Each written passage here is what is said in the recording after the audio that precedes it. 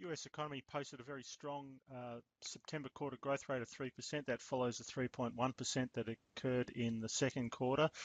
Now, to have a look at the expansion to date that we've seen in the US, and this is important to look at because there's consideration around the next Fed tightening, and also there's a lot of discussion around the output gap in the US. We want to then relate that to bond markets, the yield curve, the outlook for Fed funds, and also some comments on the equity market. So this expansion now is around 33 quarters old, so it makes it the third longest expansion in the post-war period. Over the past 33 quarters, the US economy has grown by about 20% in real terms, so it's somewhat short of some of these other expansions that we've seen. In particular, the 1990s expansion, which lasted 40 quarters, and the 1960s expansion that lasted 36 quarters. We can also look at the annualized growth rate of growth during each of these phases, and so they're the red bars now, and they're basically showing the annualized growth rates. So for this current expansion, the average growth rate has been 2.2% per annum, and so this is well short of the growth rate achieved during the 1990s, which is around about 3.5%, and then the 4% or thereabouts plus outcome in the 1960s. So it's a long expansion, but it's also been a very gradual expansion.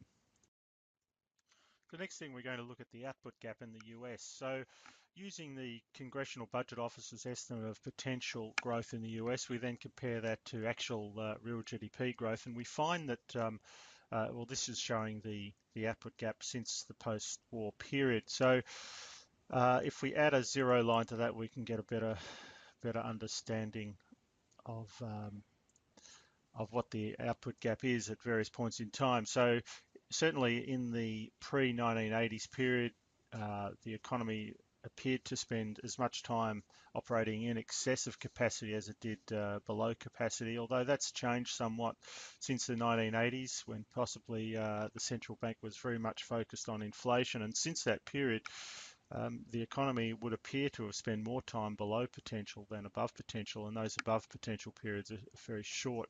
What we do notice in the more recent experience is with the output gap being as much as 6% at the depths of the financial crisis, it's slowly whittled itself away. And as we saw earlier on, 33 quarters at 2.2% growth is finally getting us close to what is estimated to be potential growth. So what are the implications of the US economy now fast approaching its potential level of growth? Well, the first place to look is the outlook for the Fed funds, and with the Fed meeting overnight, no change, but essentially signaling a move in December. It brings into focus where the Fed is operating relative to so-called neutral. Now, there are estimates that neutral Fed funds is currently zero in real terms, which let's call that 2% in nominal terms, assuming inflation gets back to 2%. We can see that historically, well, certainly since the 1980s, whenever the economy has reached its potential, Fed policy, the gold line, Fed policy relative to neutral has generally moved into the tight territory, right-hand scale. The Fed funds rate has moved above its neutral rate. We saw that certainly in the late 80s, also the case during a period of the 1990s, and also the mid 2000 period. So the Fed is fast approaching that. It's probably arguably about 75 basis points below neutral at present. What this is suggesting is, if it follows the path of the past 3 or 4 cycles, that policy should be moving above neutral. Now, if neutral is only 2% in nominal terms, or even 2 and 2.25, there's not a lot of Fed tightening to occur. What about the yield curve and the bond market? Well, once again, we're looking at the shaded periods as when the economy is operating above its potential. And if we go back, what we can see in the green line below, that's the 10-year minus 3-month rate. That's a measure of the yield curve.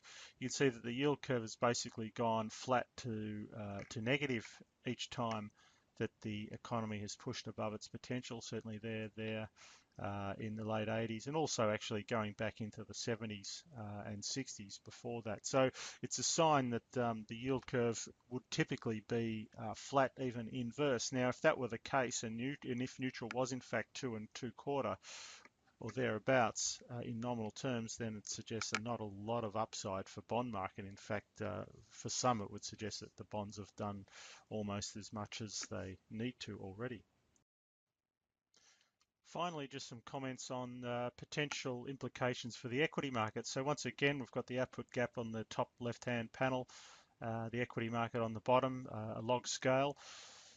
And this is in real terms. So essentially, once again, it's tended to prove a bit of an obstacle for the equity market eventually, although initially markets have been able to climb somewhat higher. Now I'm just going to remove this, and so now what we're looking at, just the equity market in real terms on its own. So if we go back and look at the previous periods where the US economy has been operating above potential, it's been perhaps an early signal that the equity market is moving into more dangerous territory, although as we saw in the 1990s, it climbed for a long time before it actually turned over. Going back, we can see sideways movement in '89, sideways in the late 70s, early 80s, and downturns in the mid 70s. So it is a bit of a warning signal for the equity market. Probably relates more to how tight the Fed wants to set policy going forward. Thank you.